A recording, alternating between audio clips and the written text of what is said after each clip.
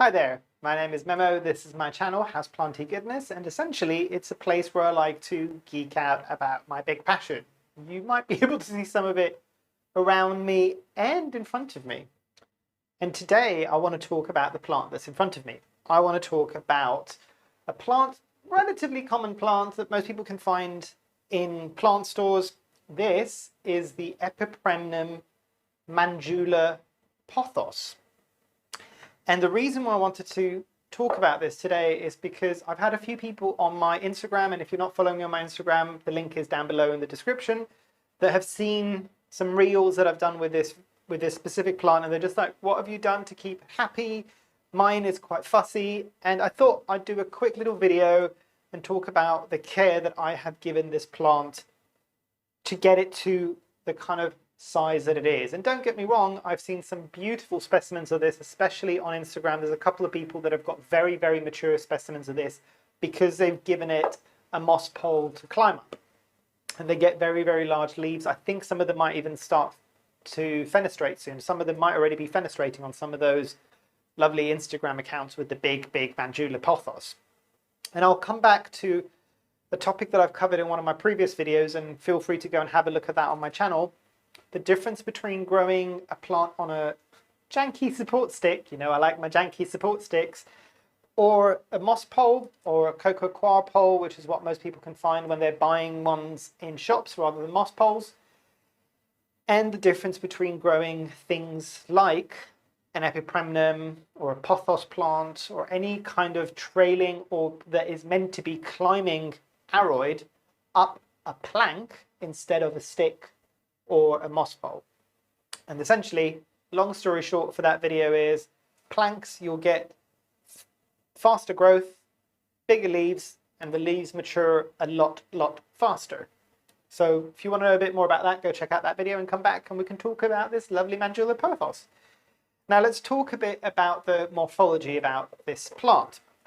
So you might be able to see, if I show you one of the leaves and if I bring it in a bit closer, you can see how the variegation presents itself in these leaves. And generally speaking, at least in my experience, and I can base it on the plant that I've got in my care, correct me if you've got different experiences down below in the comments, but generally the variegation or the white creaminess will be in the middle of the leaf, and the margins of the leaves will be green, kind of. Obviously this, you can see it's not always as straightforward as that, but that's generally what I have found. The other thing that I will say about the Manjula Pothos is light. So light for this plant, and I think I was lucky enough to have one that has got some really good genetics.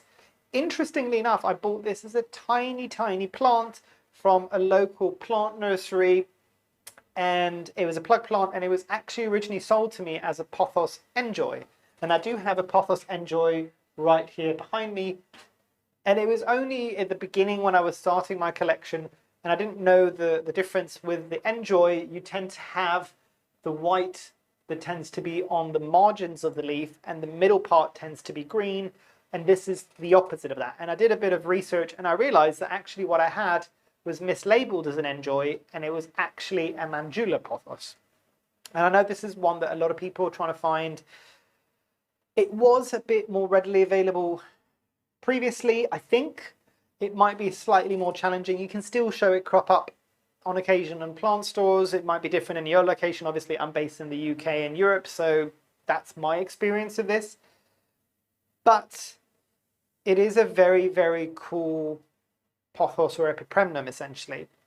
The leaves, at least in my experience, are slightly crinkly. There's got a bit of a wave to it. They're not quite as smooth, and you can see there kind of how some of these leaves are growing. And you can see that there's some ruffling that's happening on the leaves. They're not entirely flat like you might get with the Epipremnum aureum or the golden pothos, which most people know as the golden pothos, the pothos plant. Devil's ivy is another one that I know is a common name for it. So that's a thing. The other thing that I have found more so with this specific Epipremnum rather than others, and I'm trying to see if you'll be able to pick up on it there. If I move this ever so slightly, you might be able to see some of the aerial roots that are growing off the stem and not just in the nodes. So this is a plant that definitely wants to latch onto something, and that's why I say this might be one that you might want to attempt putting on a plank, because the moment that you put it on a plank, it should start shooting up quite quickly. And again, in that other video, I talk about what I use to create my planks, and the way that I do it, you could easily add more length to the planks as it gets larger. But in terms of care for this one, light levels, for me, as bright of a light as I can give it, really. You might get some bleaching on the leaves in the heat of the summer, at least here in the UK. If you're in a very warm and sunny location, maybe bring it in a bit closer from the window. But at least here, that's the kind of conditions that this has loved. And it kind of makes sense, because you might get some bleached out leaves for a while, but what you will see a lot of the times with a lot of variegated plants, and I know this is not a popular opinion, but this is based on what I've seen in my own collection and what I've talked to other people. For most variegated plants, more light does not mean more variegation. And that is specifically true for chimeric variegation, and I won't bore you into too much of the scientific aspects of that. Do a quick Google search and you will see what I mean. But with most variegated plants, you won't get more variegation by giving it more light, but you will get brighter variegation. So sometimes when this was in a slightly pulled back location from the window, the white didn't come out quite as white. It was a slightly creamier yellowy color. The closer I got it to the window, the lighter it got. And that will be the case a lot of the times for the newer leaves, not the older leaves. If the older leaves have set in a creamy color, there's not an awful lot that you can do for some of those older leaves. Sometimes you might get a slight bit of lightening. That might be more from some bleaching rather than anything else. But the newer growth, if you give it enough light, it will be a brighter white or a cream color.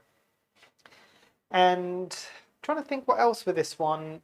In terms of its watering, more so than any other epipremnum, I will always let this go bone dry before watering it. This is a plant that I have had root rot on almost the entirety of the roots, and it's still surviving. You can see how big it's got. About 6 or 7 times. And that was when I had it in soil. I have since moved it over to pond, and it is living its best life, and I can water it, and even if I water it a bit too much, it's less likely that it will get root rot. So there's a high level of irrigation on this. This is still an epipremnum that generally like to go fully dry before watering. Never more true than this specific epipremnum, at least in my experience. In my conditions, I will always say that. It might be slightly different in yours, but that's what I have found. These plants like to go fully bone dry before being watered.